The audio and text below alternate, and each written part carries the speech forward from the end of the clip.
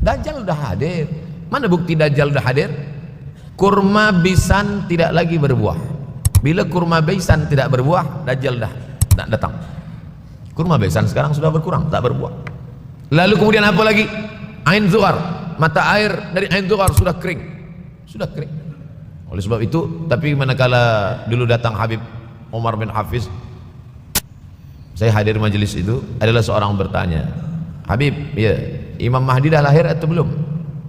Saya tengok, Habib menjawab, sepertinya dia macam tak suka pertanyaan. Kata dia, kita tak perlu mencari-cari dia dah lahir atau belum, kampung dia di mana, dia lahir di hospital mana, dia tak perlu.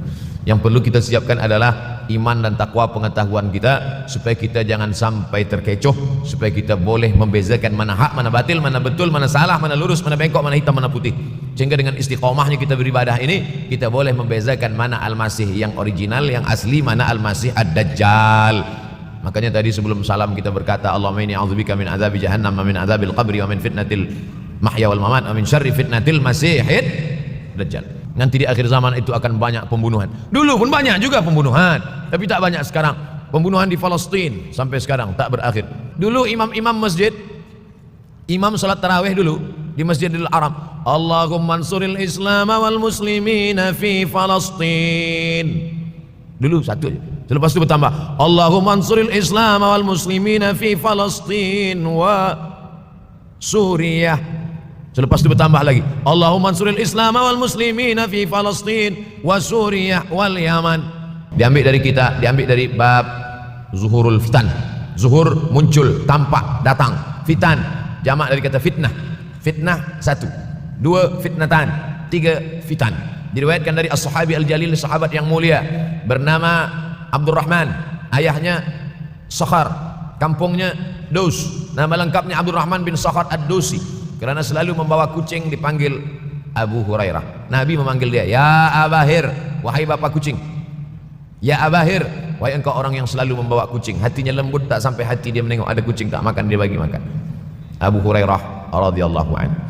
Apa kata Abu Hurairah radhiyallahu anhu? Aku mendengar Nabi SAW bersabda, di antara tanda-tanda dekatnya hari kiamat itu adalah, dalam hadisnya ada 5. Yang pertama, yataqarabuz zaman. Zaman, masa, waktu makin pendek, makin singkat, makin tak terasa. Dulu nampak budak-budak, sekarang udah jadi mak budak-budak. Dulu nampaknya lama zaman masa ini, sekarang cepat saja. Dari pagi ke petang, petang ke pagi, pagi ke petang, petang ke pagi. Bahkan sekarang ada pula orang yang tak tahu petang, tak tahu pagi. Pagi tidur, petang tidur. Tak terasa saya ini sudah 8 kali datang ke Kuala Lumpur. Awal-awal sekali 2014, 2015, 16, 17, 18, 19, 20. Sudah kali yang ke-7. Saya datang setahun sekali saja, setiap bulan Februari. Bulan Februari datang. Rupanya dah yang ke-7 kali. Bulan Februari. Ini saya bagi tahu supaya kita semua faham. Saya datang bulan Februari, supaya tak datang balik, datang balik, datang balik, datang balik. Sekali datang dari tarikh 2 hingga 9. Pusing, pusing, pusing, pusing, balik. Rupanya sudah kali ke-7, ke-8 kali datang menyampaikan tazkirah. Tak terasa. Dulu saya datang kemari belajar di UKM tahun 2003. Sekarang sudah 2020, 17 tahun. Tak terasa. Yataqarabuz zaman. Tanda-tanda kiamat, fitnah akhir zaman sudah dekat adalah yataqarabuz zaman, kata Nabi SAW. Waktu tak terasa. Tak terasa. Tak terasa dah engkau dah datang. Tak terasa waktu begitu cepat engkau sudah datang saja nak menagih hutang. Orang berhutang ni pun rupanya tak terasa juga orang datang. Yang memberi pinjaman pula terasa lama betul. Apakah beza antara 5 minit dulu dengan 5 minit sekarang? Sama. Apakah beza antara 24 hours, 24 jam dulu dengan 24 jam zaman Nabi dengan 24 jam zaman sekarang? Sama. Tak ada beza. Mataharinya sama, bulannya sama, buminya sama. Yang berkeliling mengelilingi matahari sama. Apa yang membuat berbeza? Apa yang membuat zaman itu yataqarabuz zaman? Ada hal-hal yang membuat kita sibuk. Dulu tak ada google.com, dulu tak ada Facebook, dulu tak ada Twitter, dulu tak ada BBM, dulu tak ada Instagram. Sekarang waktu habis. Bila kita tanya orang mana yang lebih lama, 5 minit atau 50 menit, semuanya sepakat mengatakan 50 menit lama, 5 menit kejam. Saya tanya 2 kali, pelajar-pelajar, penuntut-penuntut, mana yang lebih lama, 5 menit atau 50 menit? Semuanya berkata 50 menit lebih lama daripada 5 menit. Lepas tu saya balik, mana yang lebih lama, 5 menit menunggu azan maghrib bulan puasa, 50 menit status FB Instagram. Oh, lebih lama 5 menit menunggu azan maghrib. 5 menit menunggu azan maghrib bulan puasa macam-macam mati jam. 50 menit hilang waktu tak terasa. Itu menunjukkan hadis Nabi itu, saya semakin saya baca hadis Nabi makin kuat keyakinan saya, makin kuat iman saya, makin hilang keraguan saya bahwa yang berbicara ini bukan manusia biasa, tapi dia dapat wahyu dari Allah. Wa ma yantiqu 'anil hawa in huwa illa wahyun yuha, melainkan wahyu dari Allah Subhanahu wa taala. Yataqarabuz zaman, masa begitu cepat berlalu tak terasa. Sebulan seperti sepekan, sepekan seperti sehari, sehari seperti sesaat. Akhirnya kita pun kehilangan waktu, habis. Saya Ustaz Abdul Samad, memang zaman ini tak terasa cepat betul. Rasa-rasa kejap-kejap dah bulan Ramadan, tak terasa baru saja Idul Fitri dah masuk pula lagi.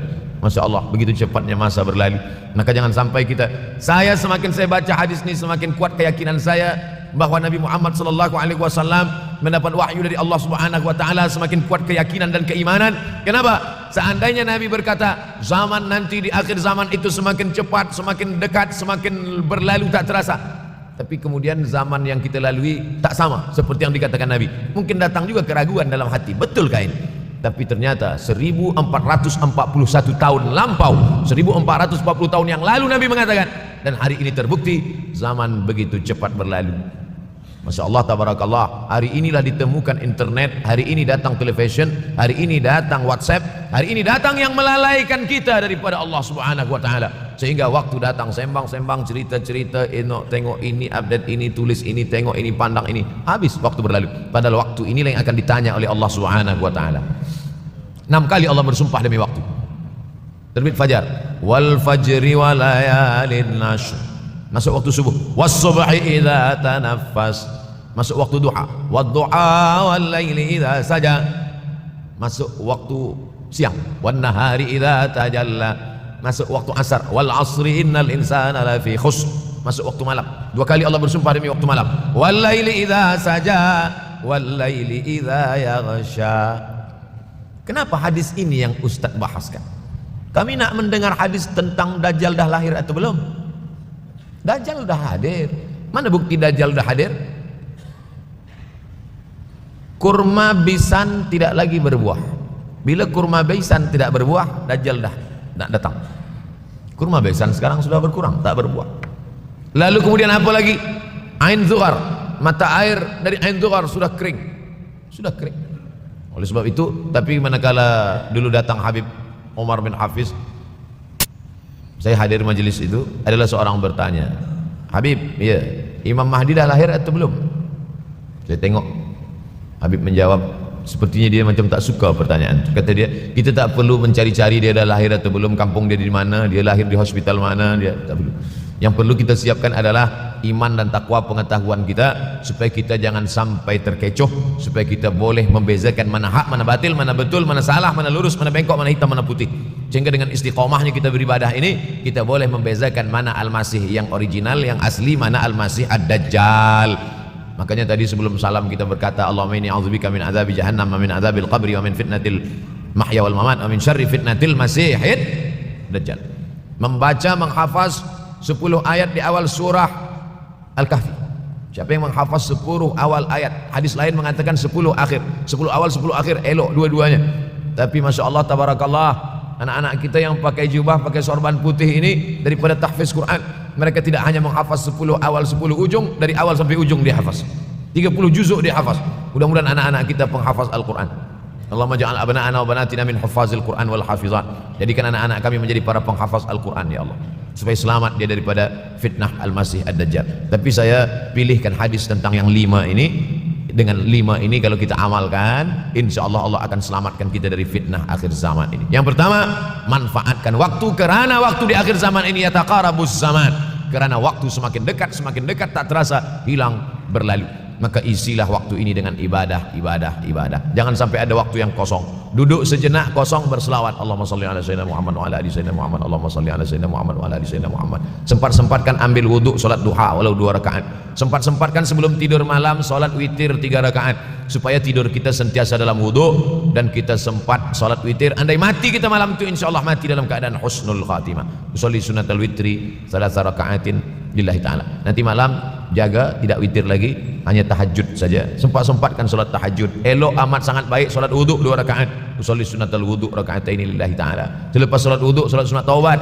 Usolli sunnatat taubat rakaatain lillahi ta'ala. Selepas salat sunat taubat salat sunat hajat. Usolli sunatal hajat. Selepas itu barulah salat sunat tahajud 8 rakaat. Nak tambah lagi 10, 12, 14 elok, tak salah karena dia tiada batasan. Adakah sahabat Nabi yang melakukan ini? Ada. Qatadah bin Nu'man dari selepas Isya sampai azan subuh.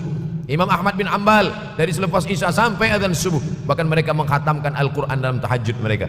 Maka bahkan ada imam yang disebut dengan As-Sajjad kerana banyak sujud kepada Allah Subhanahu wa ta'ala. Kerana akhir zaman ini godaan begitu besar. Dulu orang tengah malam tahajud, jam 2 malam, jam 3 malam dia bangun. Kerana dia membaca hadis sab'atun yudhilluhumullah. Ada 7 golongan yang mendapatkan naungan Allah. Yauma la dhilla illa dhilluh. Hari itu tak ada naungan kecuali naungan Allah. Rajulun, ada seseorang. Zakarallah, dia berzikir mengingat Allah khalian di tengah malam, tak ada manusia. Fafadat ainahu, menetes air mata. Maka yang pertama ini, jangan sampai kita kehilangan waktu, kerana waktu kasaif. Waktu ini seperti pedang. Illam taqta'hu qata'aka. Kalau tidak kau patahkan dia. Kalau kau dapat pedang, patahkan. Sebab kalau tidak kau patahkan, dia yang akan memotong engkau, mematahkan tulang-tulang engkau. Waktu ini kalau tidak kita manfaatkan, kita akan ditanya tentang waktu kemana saja waktu yang sudah kau pakai. Inna sam'a, pendengaran, wal basar, penglihatan, wal fuad, hati, kullu ulaika kana anhu mas'ula. Semua akan disoal, semua akan diminta tanggung jawab di hadapan Allah. Kemana waktu yang sudah aku bagi dulu engkau pakai? Yang pertama nanti ditanya, la tazulu qadama 'abdin yaumal qiyamah. Kaki anak Adam tidak akan bergeser, tidak akan beralih dari tempat tegaknya pada hari kiamat hatta yus'al, sampai dia disoal, sampai dia ditanya. La tus'alunna yauma idzin 'anin na'im. Banyak yang akan ditanya nanti, tapi Nabi bagi tahu di antara yang akan ditanya dari sekian banyak nikmat itu 4. Yang pertama, an umrihi fima afnah. Umur kemana engkau habiskan? Hari ini ada anak-anak muda belia umurnya 17 tahun. 17 tahun habis menghafaz Al-Quran. 17 tahun habis iktikaf dalam masjid. 17 tahun habis berzikir, berjubah, bersorban, mengabdikan ilmu, berkhidmat kepada ulama. 17 tahun habis.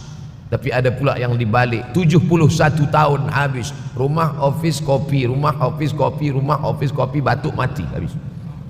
Nah, apa yang dapat kita bawa menghadap Allah SWT? Yang pertama, yataqarabuz zaman. Yang kedua adalah wa yanqusul ilmu. Ilmu semakin berkurang. Kalau sudah ilmu berkurang, apa yang bertambah? Jahil. Kalau ilmu bertambah, jahil berkurang. Kalau ilmu berkurang, jahil bertambah. Mana ada orang jahil cakapnya didengar orang? Saya dulu awal-awal membaca hadis ini, wa yanqusul ilmu. Ilmu berkurang, jahil bertambah. Rasanya tak mungkin, tak logik, tak masuk akal. Mana ada orang tak berilmu cakap dia didengar? Sekarang baru saya faham. Dulu orang tak berilmu ditinggalkan orang. Sekarang orang tak berilmu, asal dia pandai berbicara, dia akan didengar orang. Bahkan orang jahil pula punya channel. Apa namanya? Jahil.com. Orang jahil punya channel. Banyak pula follower dia daripada follower kita. Banyak pula viewer dia daripada viewer kita. Sebab apa? Sebab yang menyaksikan tiada berilmu, yang berbicara tiada ilmu. Oleh sebab itu maka kita galakkan menuntut ilmu di majlis-majlis ilmu. Untuk apa Abdul Somad sudah berumur 43 tahun pun masih pergi juga lagi ke Sudan belajar? Apa yang nak dicari ini? Tak lain tak bukan, mudah-mudahan kita termasuk orang yang sampai akhir hidupnya mencari ilmu, insyaAllah. Saya datang kemari bukan niat mengajarkan ilmu. Saya datang ke Malaysia tetap niatnya belajar mencari ilmu. Man salaka tariqan, siapa yang melangkahkan kaki melalui suatu jalan, yaltamisu fihi ilman, siapa yang melalui suatu jalan niatnya untuk mencari ilmu, sahalallahu lahu bihi tariqan ilal jannah, dimudahkan Allah jalannya menuju surga. Innallaha la yantazi'ul ilma intiza'an. Innallaha la yanzi'ul ilma intiza'an. Allah kalau mencabut ilmu, bukan macam mencabut pokok kayu dari tanah. La yantazilul ilmu intiza'an. Allah tidak mencabut ilmu macam mencabut pokok kayu dari tanah hingga ke akarnya, tidak. Lalu bagaimana ilmu ini dicabut? Biqabdil ulama. Dengan matinya ulama, maka habislah ilmu. Meninggal Imam Syafi'i, berkurang ilmu. Meninggal Imam Nawawi, berkurang ilmu. Meninggal Imam Fulan, berkurang ilmu. Maka yang hadir adalah al-juhala. Yang lebih menakutkan lagi adalah al-juhala bi thawbil ulama. Orang jahil dengan pakaian ulama. Abdul Somad tidak mengatakan dirinya ulama. Saya selalunya membacakan ayat Quran, membacakan hadis Nabi, menyampaikan fatwa ulama. Tak pernah saya berceramah, bertausiah. Menurut saya, siapa saya? Siapa kita? Syafi'i manusia, saya manusia. Syafi'i boleh berfatwa, saya juga boleh berfatwa. Imam Syafi'i berfatwa, Al-Quran 30 juzuk dalam kepala dia. Kita juzuk 30 pun kadang-kadang hilang. Imam Syafi'i balik dari masjid ke rumah, dia tutup telinga. Datang orang bertanya, Syafi'i, ya, kenapa engkau tutup telinga? Sebab bila aku dengar dari masjid ke rumah, semua yang aku dengar masuk tu semua aku ingat. Aku takut dia ingat di dalam, maka aku tutup. Kita, yang saya sampaikan tadi pun tak ingat. Oh, Ustaz mengejek kami, enggak. Jangankan yang mendengarkan, yang bercakap pun tak ingat. Nasib baik datang orang Jepun mengingatkan kita. Nah, ini, nama dia Sony. Manusia ni lupa. Oleh sebab itu maka yang kedua akhir zaman, wayang kusul ilmu makin kurang. Maka bersyukur anak-anak yang dimasukkan ke rumah tahfiz. Kalau ada rumah tahfiz di kampung biasa, kalau ada rumah tahfiz di desa dusun biasa, tapi ada tahfiz di tengah kota besar Kuala Lumpur, masih ada lagi rumah tahfiz Quran. Siapa yang mewakafkan rumah tahfiz? Siapa yang memberikan beras? Siapa yang memberikan duit? Siapa yang memberikan belanja? Siapa yang mengirimkan ustaz? Masya Allah, tabarakallah. Maka ini semua mudah-mudahan kita istiqamah semuanya insyaAllah. Supaya apa? Supaya lahirlah anak-anak kita yang alim, berilmu. Karena ini makin banyak orang jahil, alftau bi ghairi ilmin, memberikan tazkirah, fatwa tanpa ilmu. Dhalla wa adalla, dhallu wa adallu, sesat, menyesatkan. Kalau setakat sesat saja, ini sudahlah sesat, menyesatkan. Na'udzubillah. Masuk yang ketiga. Yang ketiga adalah wayang qusul ilmu, setelah habisnya ilmu-ilmu ini semua dicabut oleh Allah Subhanahu wa taala, lalu kemudian setelah ilmu dicabut Allah Subhanahu wa taala, wa yulqas syuh wa may yuqashuh, sin dengan hak kecil, wa may yuqashuh nafsihi fa ulaika humul muflihun. Siapa yang selamat daripada sifat syuh, itulah orang yang beruntung. Hayya 'alal falah, mari kita menuju keberuntungan, kemenangan. Siapa orang yang menang? Selamat daripada sifat syuh. Ada orang menerjemahkan syuh ini pelit, bakhil. Bakhil ada yang lebih parah daripada bakhil. Syuh. Bakhil ini, bakhil tidak ingin memberikan uangnya untuk orang lain. Itu bakhil. Dia ada uang 10 ringgit, uang itu hanya dia makan saja, dia tak mau walaupun setengah sen kepada orang lain. Itu namanya bakhil. Kalau syuh ini, duit dia simpan, duit orang pula dia makan. Nah, itu syuh. Jadi lebih parah lagi. Oleh sebab itu kalau sudah ilmu ini dicabut, orang menjadi jahil, maka datang penyakit syuh yang ketiga. Apa itu syuh? Hubbud dunya, hubbul mal, wa tuhibbul mala hubban jamma. Engkau sayang kepada harta amat sangat sayang. Dia pegang semuanya sampai tak meleleh, tak menetes walaupun satu tetes. Akhirnya mereka inilah pendusta-pendusta agama. Ara'aital ladzi yukadzibu biddin, tahukah kamu siapa itu yang mendustakan agama? Fadzalikal ladzi yad'ul yatim, mereka itu yang membiarkan anak yatim. Wala yahuddu ala ta'amil miskin, dia tidak mempedulikan makanan orang miskin. Sebab apa? Bukan sebab tak ada harta, sebab syuh. Kenapa syuh? Sebab tak ada ilmu, tak ada ilmu tentang akhirat. Dia pegang, dia simpan, mati, habis. Yang dia bawa hanyalah 1, 2, 3 helai kain kafan saja. Itulah mengapa Sultan Turki, Sultan Muhammad Al-Fatih, Sultan Abdul Hamid, coba tengok gambar Sultan Muhammad Al-Fatih, Sultan Abdul Hamid Turki dulu. Sorban dia besar-besar. Saya dulu terkejut, lama saya tengok, kenapa sorban orang Turki ini besar-besar. Lama-lama saya baca rupanya sorban orang Turki itu kain kafan. Tuan-tuan balik dari sini beli kain kafan 2 meter, ikatkan kepala, bawa semayang supaya ingat mati. Bolehkah menyiapkan kain kafan? Baca kitab Tanbihul Mughtarrin, peringatan bagi orang-orang yang tertipu. Di situ ditunjukkan banyak ulama, bahkan mereka menggali tanah di dalam rumahnya. Malam-malam dia tahajud, selepas tahajud dia duduk di dalam tanah itu supaya terasa bagaimana rasanya mati. Gali tanah 2 meter, masuk ke dalam. Tapi kalau nak buat itu kita saja dengan Allah. Jangan pula, banyak juga orang sekarang udah gali tanah masuk ke dalam, streaming pula. Hai guys, nak rasakan mata? Mana boleh terasa? Kita saja masuk ke dalam, rasakan macam mana rasa. Sebab kalau cakap saja, marilah kita ingat mati, takutlah kita pada mati, kita tak tahu bagaimana rasa mati. Kalau nak merasakan bagaimana harus mati, nanti kalau ada orang mati meninggal dunia, masuk kita ke dalam, kita sambut jenazah, kita letakkan, kita duduk, rasakan. Ketika Fatimah meninggal, Fatimah emak Sayyidina Ali meninggal, Nabi masuk ke liang lahat. Masuk Nabi ke liang lahat, Nabi berdoa di dalam.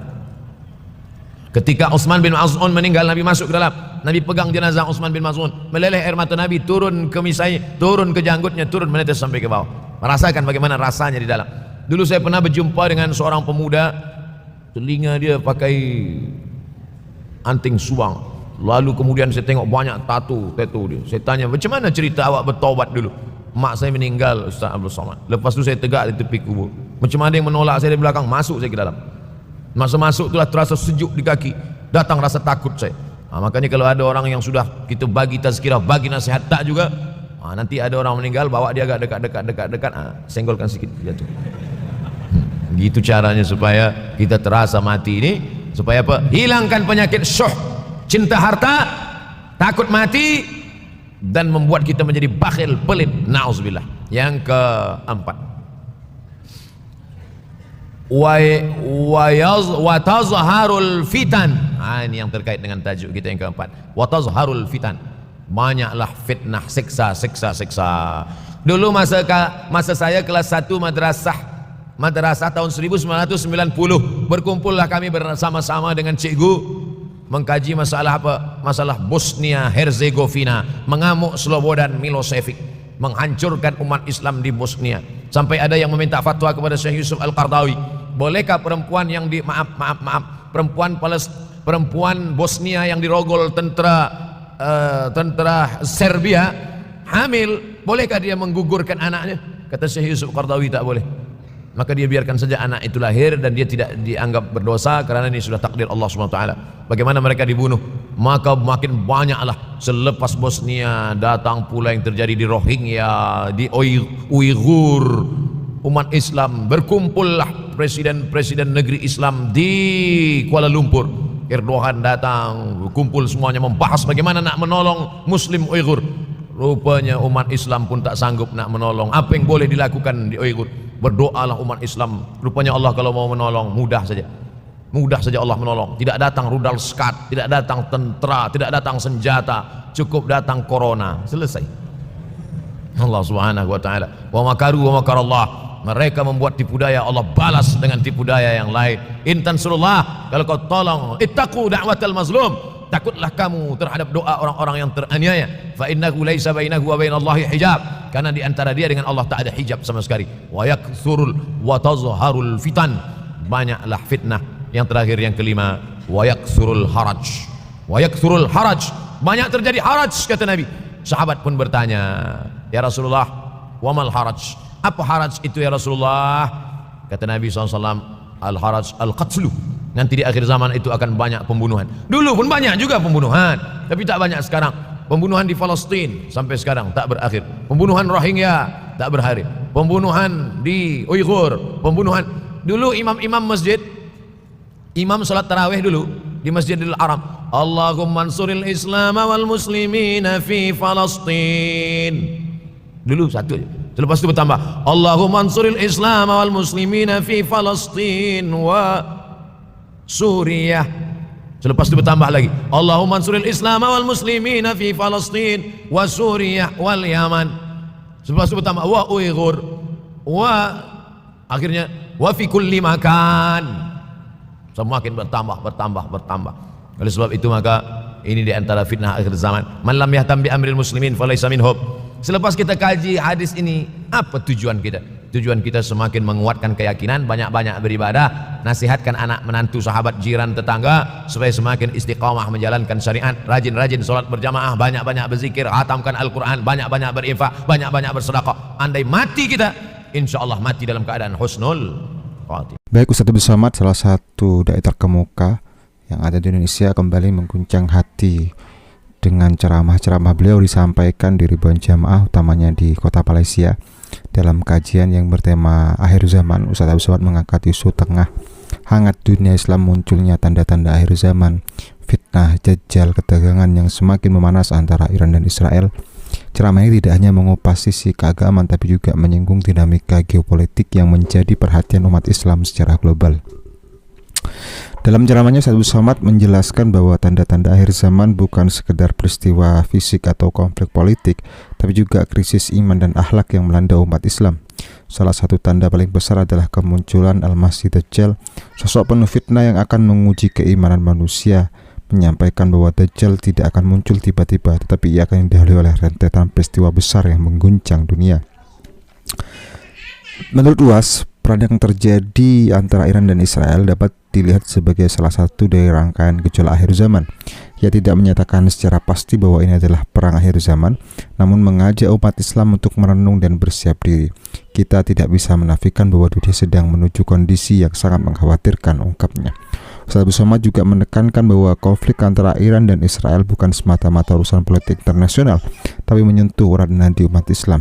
Iran sebagai negara Syiah yang memiliki kekuatan militer besar di Timur Tengah, dan Israel seringkali bertindak agresif terhadap Palestina, menjadi dua aktor penting dalam narasi besar akhir zaman.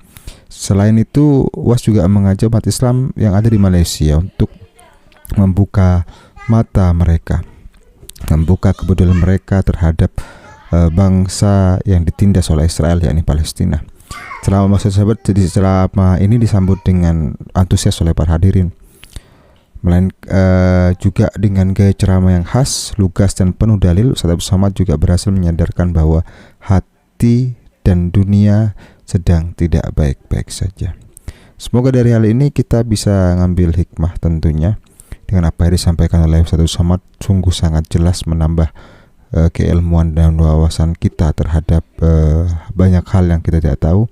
Semoga kita bisa ngambil hikmahnya. Kurang lebihnya kami mohon maaf. Wabillahi taufiq wal hidayah. Assalamualaikum warahmatullahi wabarakatuh.